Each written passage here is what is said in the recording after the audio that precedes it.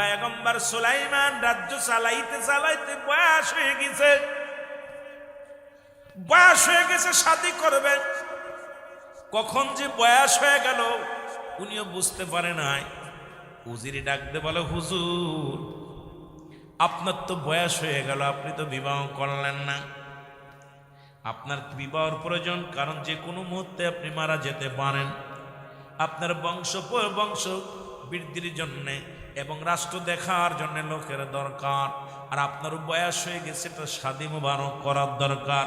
পয়গম্বর সুলাইমান ডাক দে কয়, উজির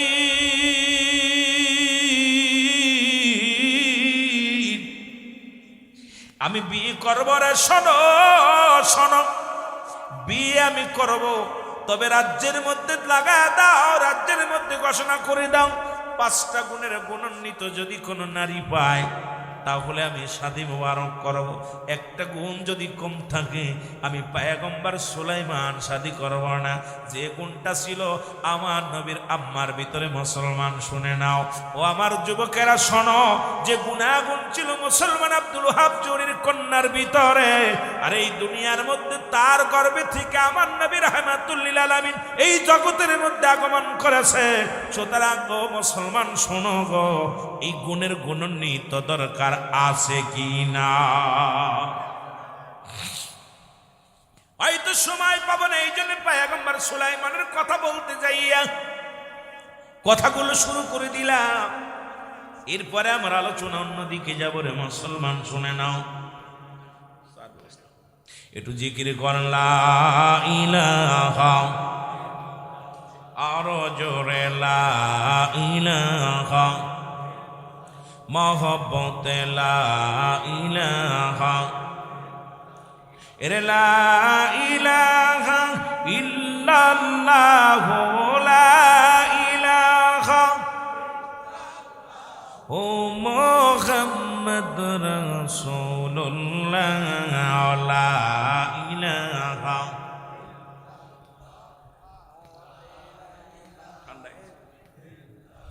এ দুনিয়ার মুসলমান,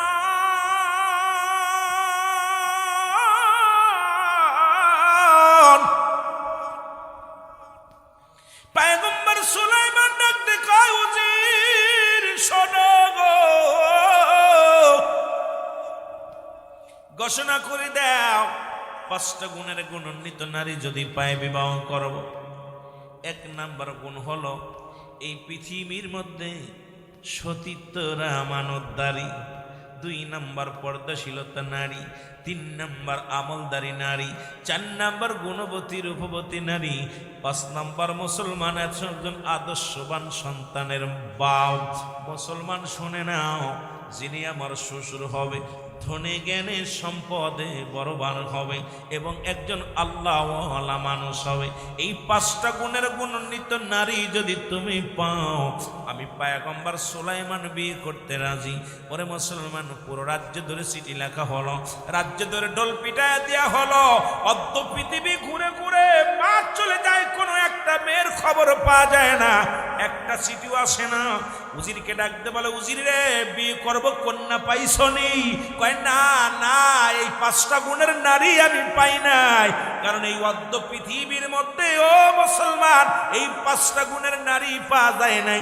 পয়গম্বর সুলাইমান ডাকতে কয়, উজির রে মনে হয় আমার আর বিয়ে করা হইব না, কারণ এই দুনিয়ার মধ্যে যদি এই 5টা গুণের গুণান্বিত নারী যদি না পায় তাহলে আমার কপালে বুঝি আর বিয়া নাই।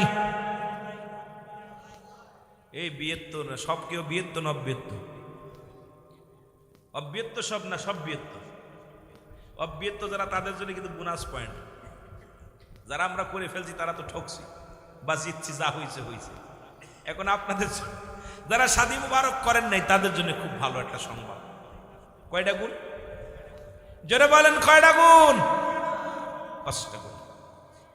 মাস চলে যায়, একটা চিঠিও আসে না। ও যুবক শোনো গো,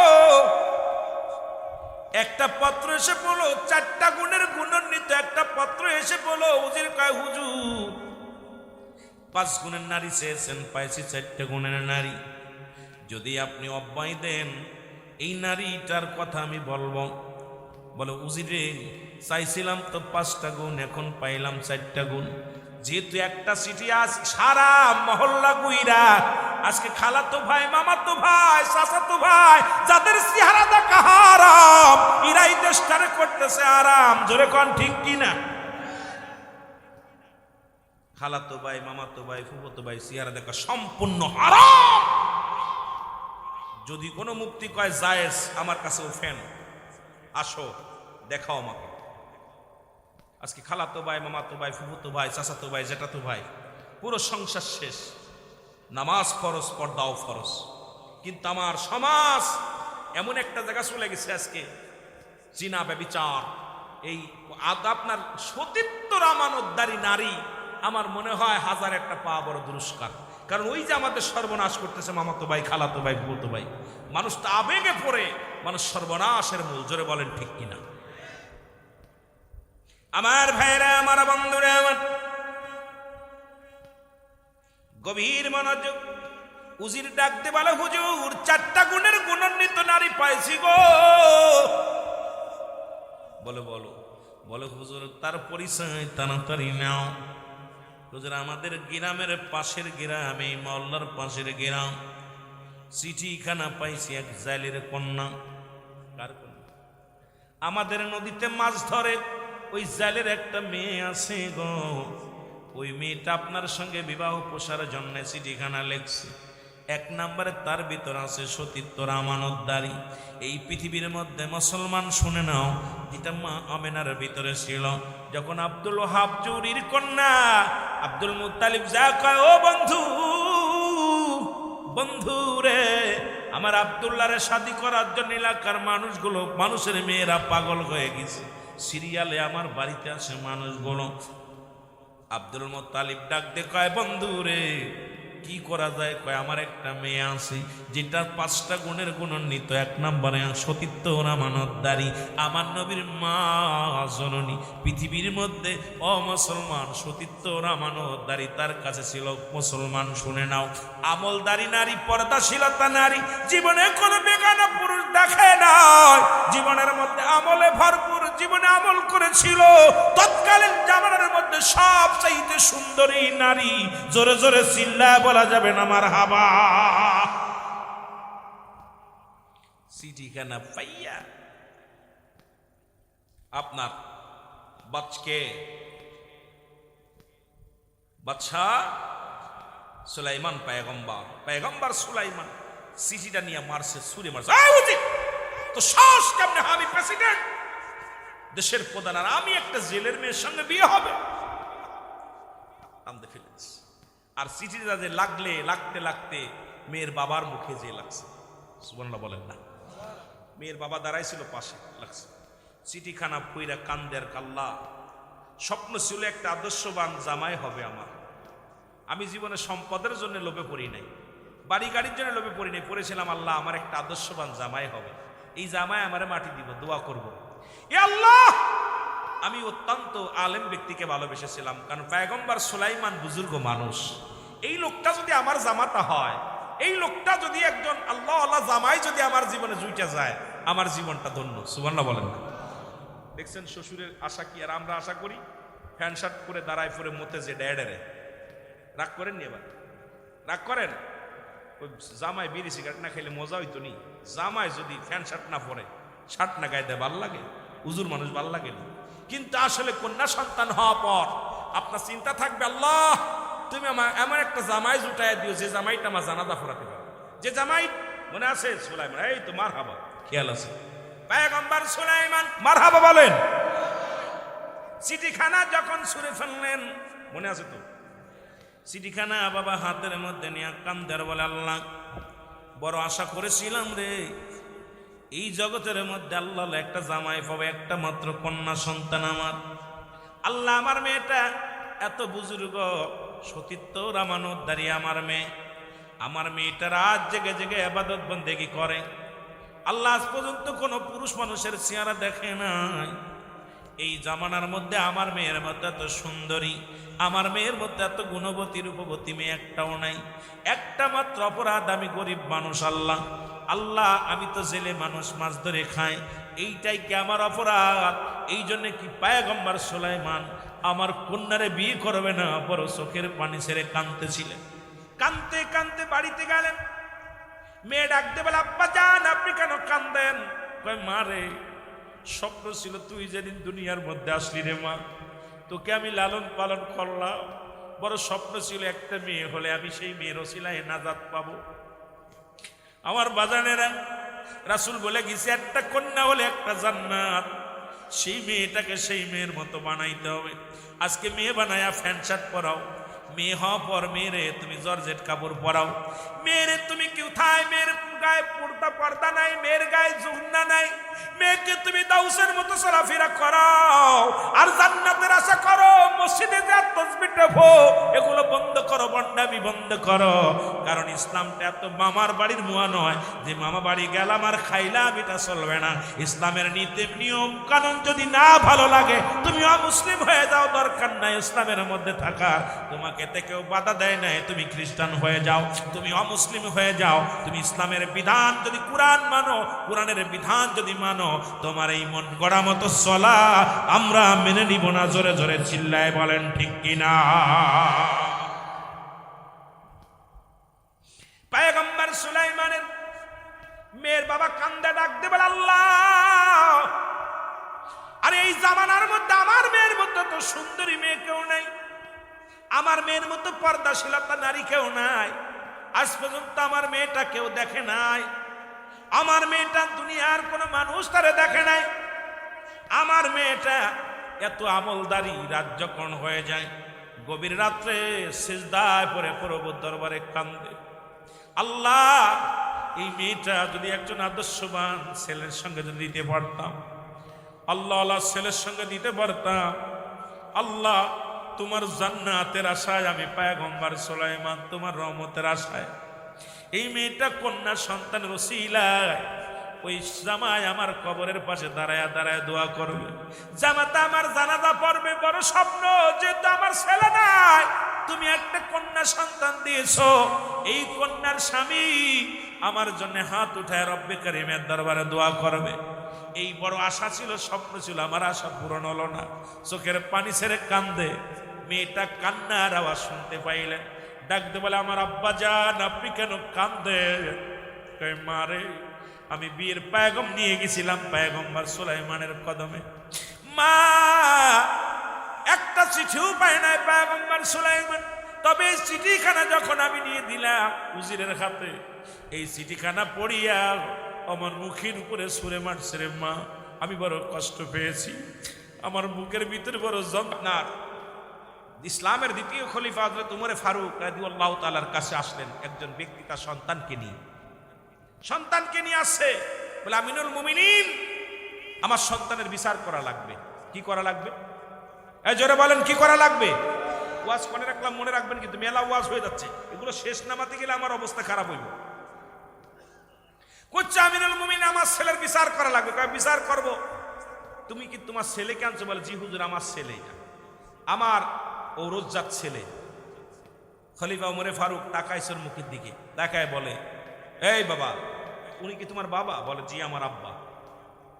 আব্বা দেখছেন কেমন বাপ? আর আমাদের বাপরা তিন্নির বাপ, ওর স্বামীরে মেরে ফেলছে, ওর বাপ মুজাম্মেল হক বদমাইশ, ও আবার ওর বিরুদ্ধে মামলা লড়ে। আরে সুদখোর, ঘুষখোর, জিনাখোর সন্তান নিজ হাতে ফাঁসি দিয়ে দাও, কারণ ওটা তোমার সন্তান না, ওগুলোর জন্য তুমি নিজে ক্ষতিগ্রস্ত হবে। জোরে বলেন ঠিক কিনা?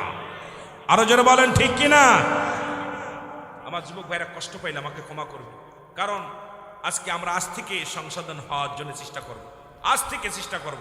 পড়ালেখা তো বুড়া হয় না। এই যে মসজিদের ইমাম সাহেব, উনির কাছে যদি আইসা আপনি যদি সকালবেলা হুজুর আমার একটু পড়াই দেন, দুটা সেটা সুরা মুখস্থ, হুজুর খুশি হবে। আরো ঈশান নামাজটা করে হুজুর আমার দুটা সুরা শিখাই দেন, হুজুর খুশি হবে না? কথা কর না কেন? এই কথা বলেন, খুশি হবে না?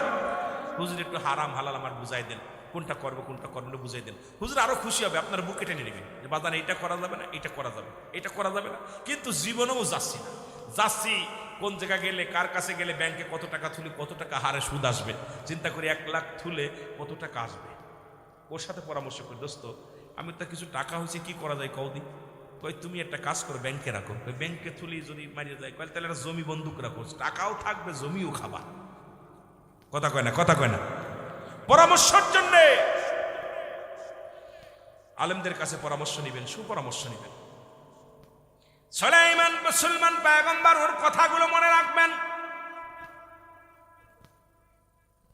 দ্বিতীয় খলিফা উমর ফারুক ডাকতে বলে, যুবক, তোমার বাবা তোমার বিরুদ্ধে নালিশ নিয়ে আসছে। বলে, খলিফা আমিনুল মুমিনিন, আমি জানি আপনি ন্যায় পরায়ণ বাদশা। আমি জানতে পেরেছি যদিও আমিও মুসলিম, তবু আপনার কথা এলাকার মধ্যে শুনেছি আপনি ন্যায় পরায়ণ বাদশা। আপনার কাছে যখন আসতে বলছে আমার বাবা, আমি তো বাবাকে বারণ করি নাই। আমার বাবা যখন আমার বলল চল আর উমরের দরবারে যেতে হবে, আমি চলে আসি। এখন আপনি যেটা বিচার করবেন আমি মেনে নিব। ডাকতে বলে, মুরব্বী, দাড়ি পাকা মুরব্বী, বলো তোমার ছেলে কি অন্যায় করেছে? বলে, হুজুর, আমার ছেলে অন্যায় করেছে, গুরুতর 3টি অপরাধ করেছে।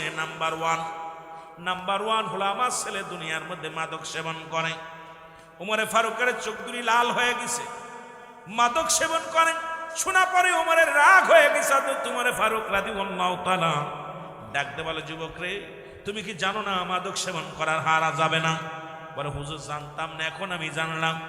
2 নাম্বার বলে, হুজুর, আমার ছেলেটা মানুষ হত্যা করেছে, মানুষকে হত্যা করেছে, মানুষকে মেরেছে। ওমরে ফারুক ডাকতে বলে, যুবক, তুমি কি জানো না মানুষ হত্যা করা মহাপাপ? বলে, হুজুর, আমি জানতাম না, এখন জানলাম। কেন অপরাধ? তোমার মৃত্যুদণ্ড। কয়, হুজুর, মেনে নিলাম। 3য় অপরাধ, হুজুর, আমার ছেলে জিনাকারী, সুতরাং জিনাকারীর বিচার করা লাগবে। ওমরে ফারুক ডাকতে কয়, যুবক রে, তুমি কি জানো না জিনার শাস্তির বিধান কি তুমি জানো না? কয়, হুজুর, না, আমি জানি না। কি হয় বলেন। হযরত ওমরে ফারুক ডাকতে কয়, যুবক শোনো, পৃথিবীর মধ্যে যদি কোনো অবিবাহিত পুরুষ যদি জিনা করে, অবিবাহিত নারী যদি জিনা করে, শাস্তির বিধান হলো 100 ডুরা তার গায়ের মধ্যে মারতে হবে, এমন ভাবে আঘাত করতে হবে 2 সেটে মারা পর যেন সে মারা যায়।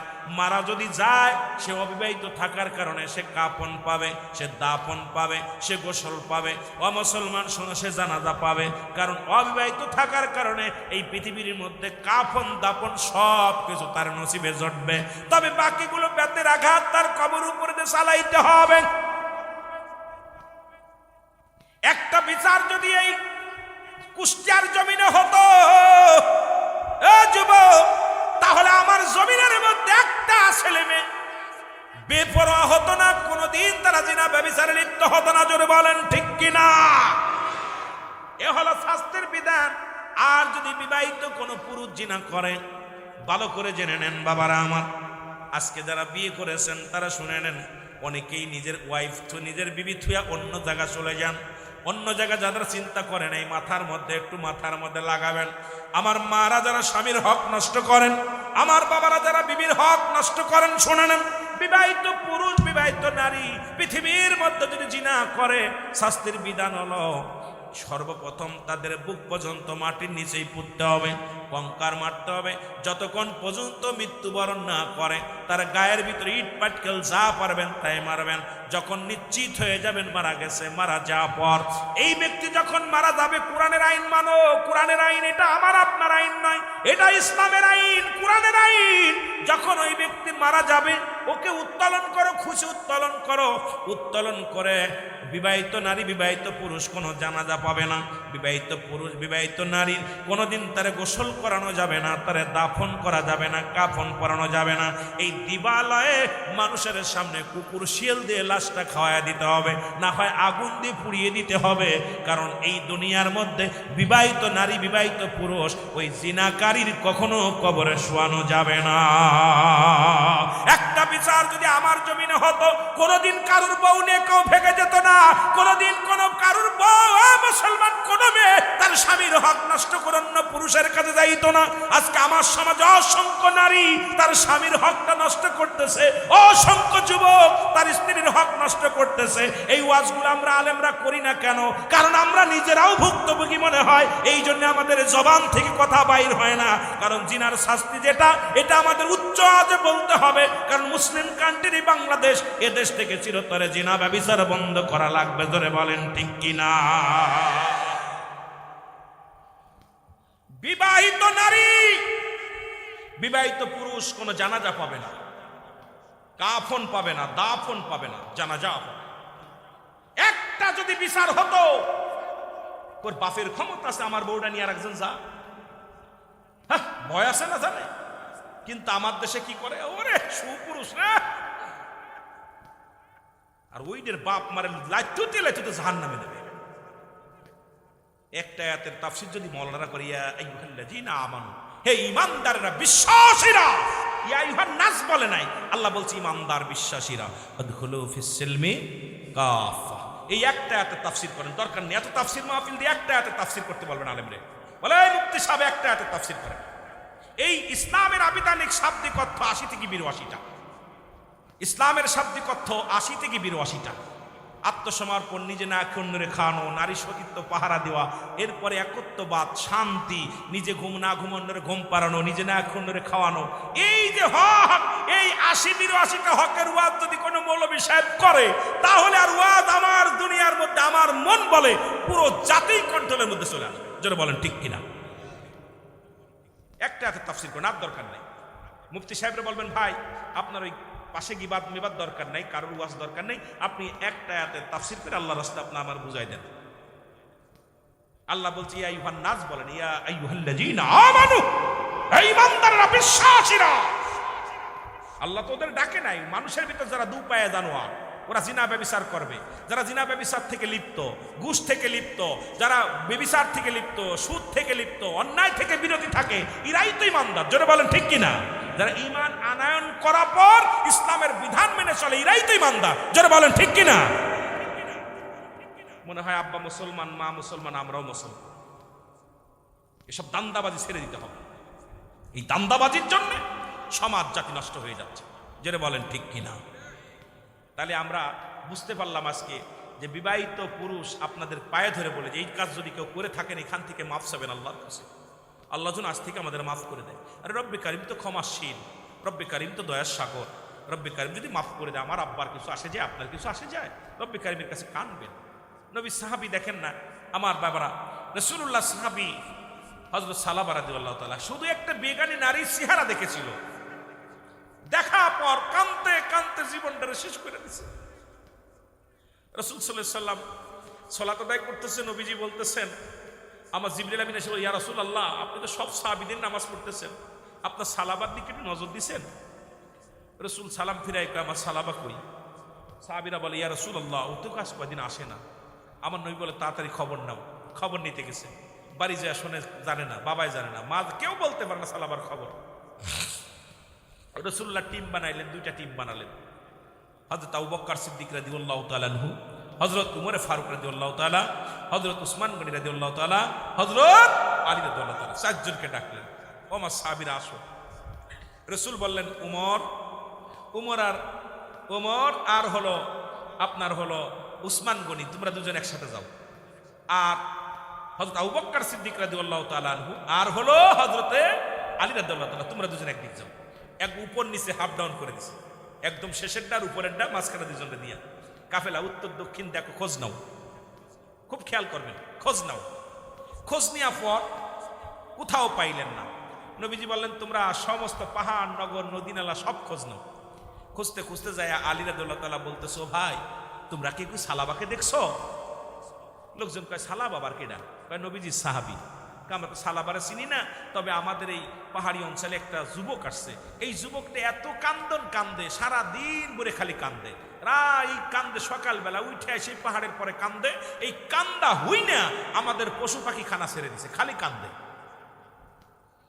আবু বকর দেখতে কয়, আলী, আলী রে,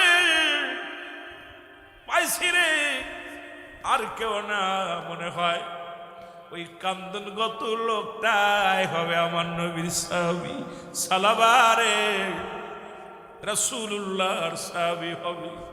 দৌড়ায়া চলে গেলেন, যা বলেন লোকেরা বলে, এ ভাই শোনো, ওই কান্দনগত সাহাবী কান্দা দেখে আমরা সহ্য করতে পারি না, মায়া লেগে আমরা দুধের একটা দুধ, আমরা বকরির দুধ দোহন করে ওই যুবকের কাছে দিলাম। যুবকটা কাঁদতে কাঁদতে চোখের পানি পড়তে পড়তে দুধ আর পানি একাকার হয়ে গেছে, খাই নাই, জানলাম আমার গায়ে বল হয়ে গেছে। কি ভালোবাসা! ইসলামটাকে কত ভয় পায়। ইসলামটাকে কত মহব্বত করে। রাসূলুল্লাহর সাহাবী চোখের পানিগুলো ফেলায় ফেলে কান্দে। দূরে আজে দেখে রে সালাবা পাহাড়ের একটা কর্নারে দাঁড়ায় বলে, রব্বে কারীম, আমারে তুমি মাফ করো, কারণ আদম নবী ক্ষমা চেয়েছিল, মাফ পেয়েছে। সবাই বলেন, রব্বানা জালামনা আনফুসানা ওয়া ইল্লাম তাগফির লানা ওয়া তারহামনা লানাকুনান্না মিনাল খাসিরিন।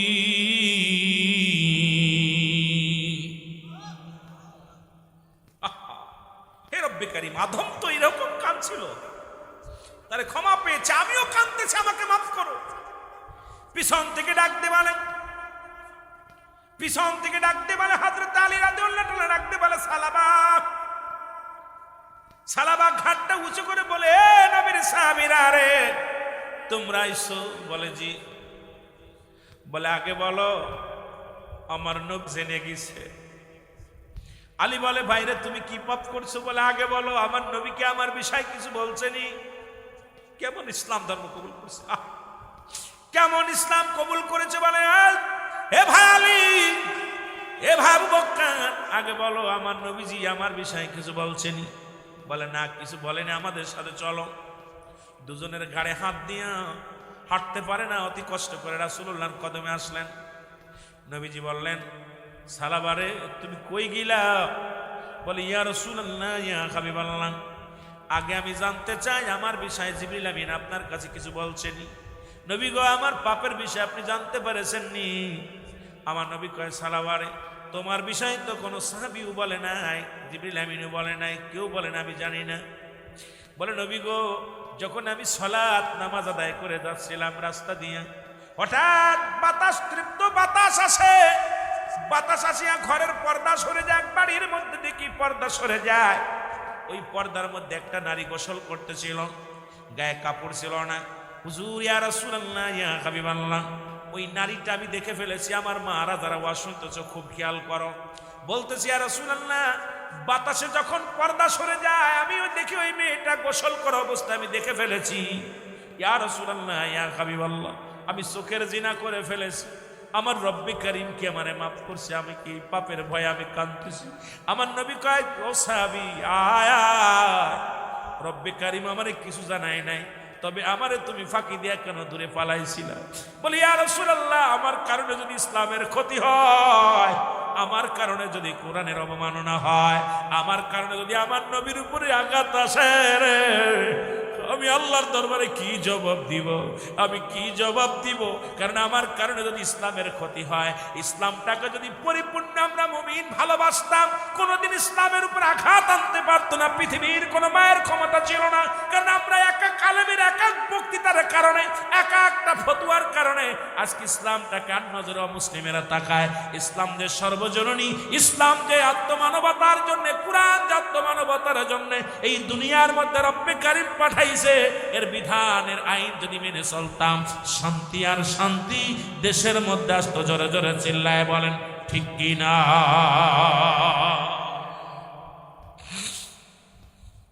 রাসূলুল্লাহ বলেন, সালাবা তওবা করো। সালাবা তওবা করে, আস্তাগফিরুল্লাহ রাব্বি মিন কুল্লি যামবি ওয়া আতুবু ইলাইহি লা হাওলা ওয়ালা কুওয়াতা ইল্লা বিল্লাহিল আলিয়্যিল আযীম। আমার সাথে বলেন, আশহাদু আল্লা ইলাহা ইল্লাল্লাহু ওয়াহদাহু লা শারীকা লাহু আশহাদু আন্না মুহাম্মাদান আবদুহু ওয়া রাসূলুহু।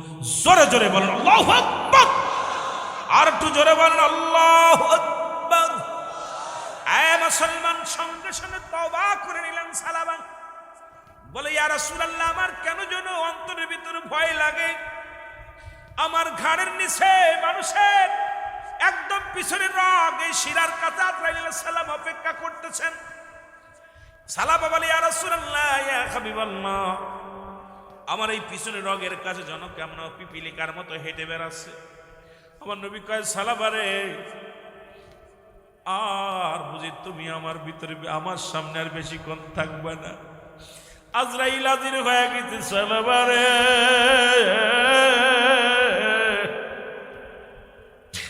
তোমার কাছে আজরাইল আলাইহিস সালাম হাজির হয়ে গেছে। সালাবার হাতখানা রাসূলুল্লাহ ধরলেন। সালাবা বলি, ইয়া রাসূলুল্লাহ, ইয়া হাবিবাল্লাহ, আমার মনে বড় শান্তি লাগতেছে, আমার হৃদয়ের ভিতরে বড় শান্তি লাগতেছে। আমার নবীজি কালেমা পড়ায় দিলেন। সালাবাও কালেমা পড়তে পড়তে দুনিয়ার মায়া ছেড়ে চলে গেলেন। ইন্না লিল্লাহি ওয়া ইন্না ইলাইহি রাজিউন। জোরে জোরে চিল্লা বলা যাবে না মারহাবা। লা ইলাহা ইল্লাল্লাহু।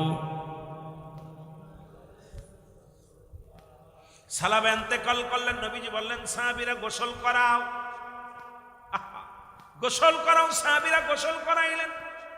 নবীজি তাদেরকে কি কাফন পরালেন। রাসূলুল্লাহ কাফন পরায় বললেন, আমার সালাবার লাশখানা ওই মাঠে নিয়ে যাও। সাহাবীরা বলে, হুজুর সালাবার লাশ, আমরা তো সাহাবী বেশি না, ওই মাঠে না কই মাঠে, কয় বড় মাঠে নিয়ে যাও। বিশাল বড় ময়দানের মধ্যে নিয়ে গেলেন। নবীজি কয়, তোমরা আমার সালাবার লাশখানা কাঁধে নাও। কাঁধে নেওয়া হলো। 4 বিয়ারের পালকি দেখলে মন্ডার ভিতরে ভয় লাগে, কখন যেন ওই মসজিদের পালকি আমার আপনার ঘরের দরজায় চলে আসবে, কখন যেন ধরা পড়ে। আল্লাহ, বড্ড ভয় লাগে রে, ওই 4 বিয়ারি পালকি কখন যেন আপনার আমার দরজায় চলে আসে, কখন যেন চলে আসে। কার জন্য এই দুনিয়ার মধ্যে এত সম্পদ বানাইলাম, কার জন্য দুনিয়ার মধ্যে অন্যায় করলাম। এই দুনিয়ার সম্পদ খাবে লোকে, আমার দেহ খাবে পোকে। জোরে জোরে চিল্লা বলা যাবে না, ঠিক কিনা? এই দুনিয়ার সম্পদ খাবে লোকে, আপনার আমার দেহ খাবে পোকে, পোকামাকড়ে খাবে। আয় হায়, কত বাড়ি গাড়ি কত কিছু রেখে যাচ্ছে। এই মাহফিলে আমিনুদ্দিন চেয়ারম্যান আসছিল, শেষ মাহফিলটা আমার সাথে মাস্টারের বাড়িতে। উনিও মারা গেছেন, উনি চেয়ারম্যান ছিলেন। বাড়িতে বিশাল বাড়ি করছে, কি টাইস ম্যাচ দিয়ে বিশাল বাড়ি করছে। আজকে উনি নাই, সম্পদ ছেলে খাচ্ছে, প্রতিবেশীরা খাচ্ছে, নাতিপুতি খাচ্ছে, খুব আরামে খাচ্ছে। তার দেহখানা মাটিতে পড়ে আছে, জানি না কোন হালাতে আছে। জোরে বলেন ঠিক কিনা? আরো জোরে বলেন ঠিক কিনা? এই জন্য দুনিয়ার সম্পদ খাবে লোকে, তোমার দেহ খাবে পোকে। পোকামাকড়ের জন্য দেহ না খায়, সেই আমলটা করার দরকার আছে কিনা? আরো জোরে বলেন আছে কিনা? আমার বন্ধুগণ, রাসূলুল্লাহ বলেন, লাশখানা নিয়ে যাও। কোথায়? সামনের মাঠে নিয়ে যাও, ময়দানে নিয়ে যাও। রসুল সাহাবীরা লাশখানা নিয়ে গেলেন। নবীজি মেলা পিছে পড়ে গেলেন। হযরত উমরে ফারুক টাকা দেখে রাসূলুল্লাহ অনেক পিছে। নবীজি ডাক দেয়, ইয়া রাসূলুল্লাহ, ইয়া হাবিবাল্লাহ, আপনি তো যে সময় দিছিলেন সেই সময় তো হয়ে গেছে, আপনি আসেন। একটা টাইম আছে, 10টায় জানাজা হবে, 12টায় জানাজা হবে, অমুক সময় জানাজা হবে। নবীজি বলছে এখনই জানাজা হবে, যাও। কিন্তু রাসূলুল্লাহ পিছে আছে। সাহাবীরা বলে, ইয়া রাসূলুল্লাহ, ইয়া হাবিবাল্লাহ, আপনি তো অনেক পিছে পড়ে গেছেন। আমার নবী কয়, ও আমার সাহাবীরা রে, আমি যাব কেমনে? এত পরিমাণ লোকের ভিড়, এত পরিমাণ মানুষের সমাগম, আমি রাসূল তো পা রাখার জায়গা নাই। সাহাবীরা বলে, হুজুর আমরা তো সীমিত মানুষ।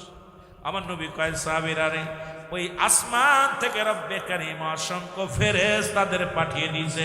আজকে সালাবার জানাজায় হাজার হাজার ফেরেশতারা এই ময়দান পরিপূর্ণ করে ফেলেছে। জোরে বলেন না সুবহানাল্লাহ। কেমন সাহাবী ছিল! ফেরেশতারা জানাজায় হাজির। রাসূলুল্লাহ জানাজা শেষ করে দোয়া করলেন। এখন আমার দেশের কিছু ভাইয়েরা বলে, যা যা দোয়া করা জায়েজ নাই। কয় কান দলিল লাগবে, কয় কান দলিল লাগবে? যারা বলে জায়েজ না, উনাদের দলিল ফতোয়ায়ে দেওবন্দের মধ্যে 2য় খণ্ড 33 নম্বর পৃষ্ঠা, মুফতি শফিক আহমেদের লেখা এই ফতোয়ার কিতাব, কওমি অঙ্গনের কিতাব। মুসলমান শুনে নাও, এই কিতাবের মধ্যে লেখছে 5 ওয়াক্ত নামাজ জিয়ারত করে সর্বআলাতে আল্লাহর দরবারে দুটি হাত উঠায় দোয়া করা উত্তম মুস্তাহাব। একটা দেখাও হারাম, একটা দেখাও হারাম। আরে নবীজি দোয়া করলেন দুভাবে দোয়া করতেন রাসূল, একটা হলো সিধে, একটা হলো উল্টা।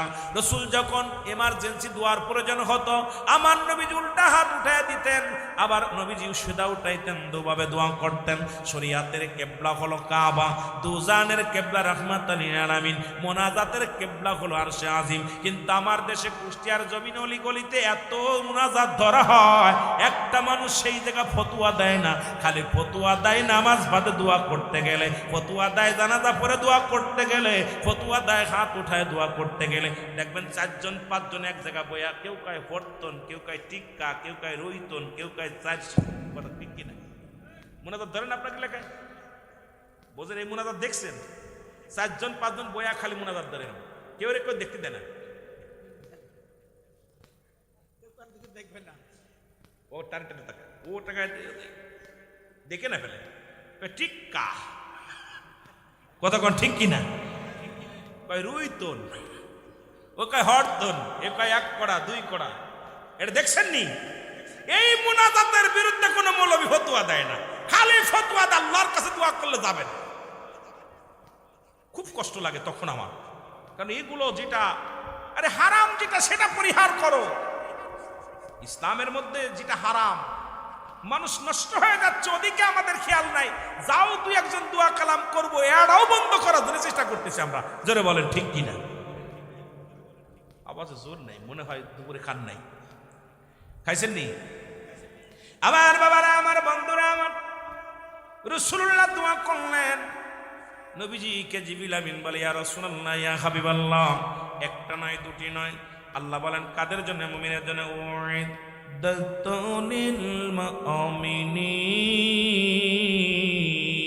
আল্লাহ বলে মুমিনদের জন্য, মুত্তাকিনদের জন্য। আমি আল্লাহ একটা নয় দুটি নয় 8টা জান্নাত প্রস্তুতি করে রাখছি। জোরে জোরে বলেন মারহাবা। কিডা কিডা যাবেন একটু হাত ওখানে তুলে আল্লাহরে দেখা। নারায়ে তাকবীর, নারায়ে তাকবীর, নারায়ে রিসালাত। ইয়া রাসূলুল্লাহ, আল কোরআনের আলো, আল হাদিসের আলো, নারায়ে তাকবীর। আপনারা কি মনে হয় লিল্লাহি তাকবীর কোন, তাই না? লিল্লাহি তাকবীর অর্থ জানেন? উচ্চ আওয়াজ আল্লাহর জন্য তাকবীর দাও, নারায়ে তাকবীর। লিল্লাহি তাকবীর আল্লাহর জন্য তাকবীর দাও, নারায়ে তাকবীর উচ্চ আওয়াজ আল্লাহর জন্য। দুইটা একই শব্দ, না বুঝার কারণে এমন একজন দিলে লিল্লাহি তাকবীর কয়, হুজুর মনে মনে হয় জামাত ইসলাম রে। আর যে নারায়ে তাকবীর কয় মনে হয় এইটা মনে হয় করা সুন্নি রে। কথা বুঝেননি? আমাদের ভিতরে বুঝার অভাব। লাউ কোনটা কদু কোনটা, যে লাউ সেই কদু, যে ডিম সেই আমলেট। কথা বুঝেননি? বোঝেন আমার কথা? বোঝেন? বোঝানোর দরকার। আমাদের এলাকার মানুষ অনেক তো সরল প্রাণ মানুষ। এই মানুষগুলো বড় লোকরা বেশি ওয়াজ শোনে না। কথা বুঝেননি? বড় লোকরা তো জান্নাত কিনে ফেলে অনেক সময়। কথা বুঝেননি? আর বেসে, আমাদের দেশে মৌলবীরা বেসে। ওই সিরাজগঞ্জ যদি গেলে দেখবেন বেসে, টাকা দিলে কর আব্বারে জান্নাত দাও, মারে জান্নাত দাও, জান্নাতের টুপি পরাই দিতেছে, দিয়া জান্নাতের ভিতরে ঢুকাই দিচ্ছে। 2 লাখ 3 লাখ আইনা না দিয়ে দেয়, আর জান্নাত বেঁচে ফেলে। কথা বুঝেননি? তো এই বেচা কিনা বাদ দেন, দান্দাবাজ। ইসলাম